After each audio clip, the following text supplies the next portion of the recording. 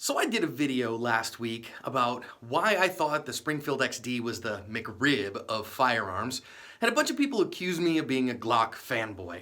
So today, I want to talk about Glock Perfection. Let's see what this gun is and what it does, and let's talk about that Glock Perfection, shall we? Let's be honest. The Glock firearm is like a Toyota Corolla, okay? It's incredibly functional. It does everything that you need. It is entirely competent to its task. But that's about it. It doesn't inspire any dreaminess. It's a Toyota Corolla, and that's okay. Just perfect? Perfection? Well, I'm not so sure about that.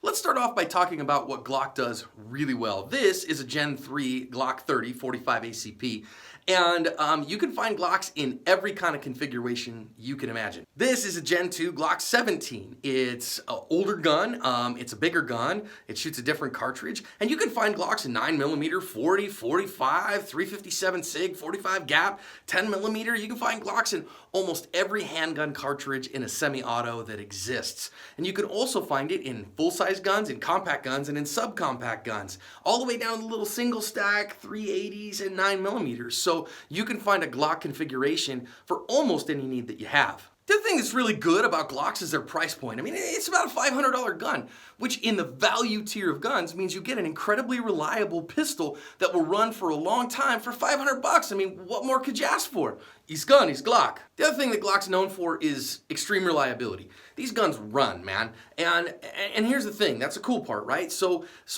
when it comes time when you need a fool shooting gun, when you got a fool in front of you who needs to be shot, that's what my friend Tamara calls it, a fool shooting gun, that fool shooting guns is serious business.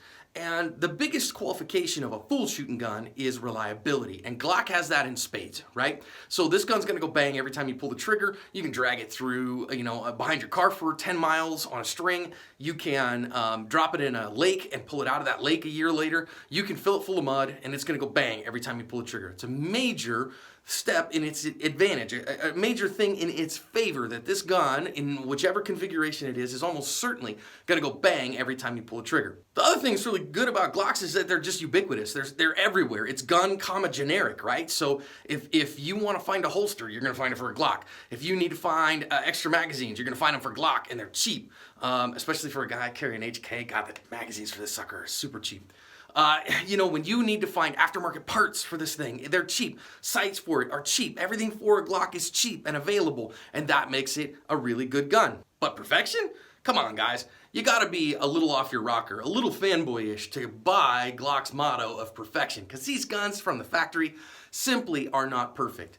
Just go and Google search improvements for Glock or upgrades for your Glock pistol, and you will find that there are multiple things that you absolutely have to do right out of the box to this Glock pistol to make it perfection. If it's perfect, why do they keep improving perfection? How do you improve perfection? This is a Gen 2. No rail and no finger grooves. Gen 3, rail, finger grooves. If you buy a Gen 4, it's got a few improvements on the inside of it. Gen 5, they decided they wanted to go back to the Gen 2 and take the finger grooves off. Instead, they added this little cutout in the front that nobody asked for or wanted or can figure out what to do with. The sights on Glock pistols are pathetic. They're terrible. Now, these particular ones have been replaced with some 3-dot sights, but the ones from the factory are just abysmal. I mean, they're placeholders. They're little pieces of plastic. The first thing you have to do to a Glock pistol is knock the sights off the stupid thing and get some new ones. Finally, with the Gen 5 Glock, you can get them with a cheap, crappy plastic sights, or you can get them with a set of 3-dot tritiums, or you can get them with a set of Ameriglows. Things that crack me up, though, is that to get the Ameriglows costs you another $100 for a $70 set of sights. Once you replace the sights on this gun, you gotta replace the trigger. This one's empty, right?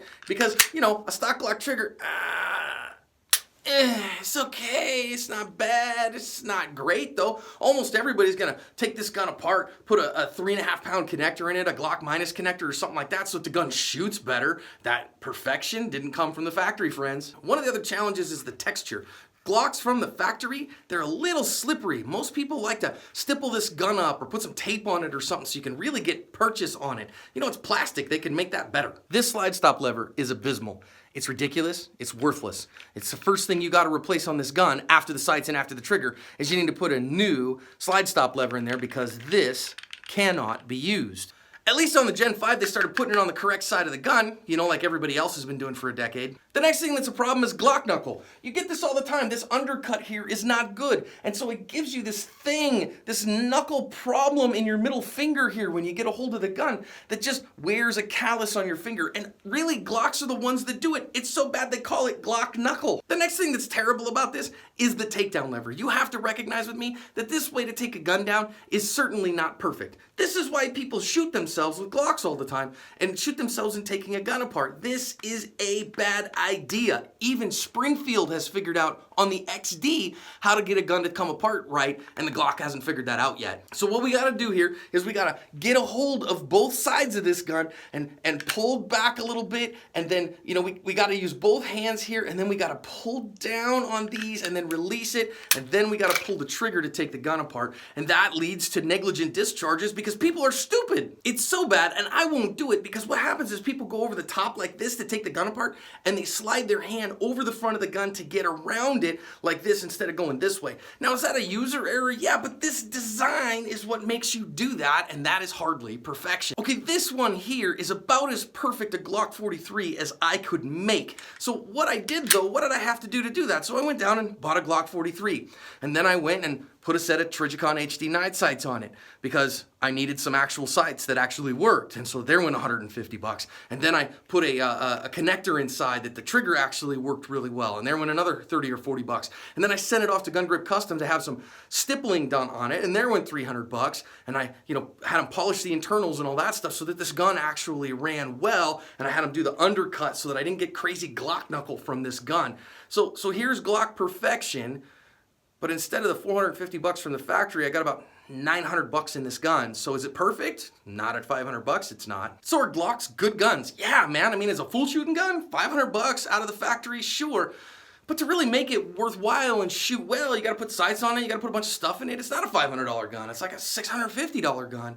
And it's reliable, it's gonna run till the day is done, but is it perfect?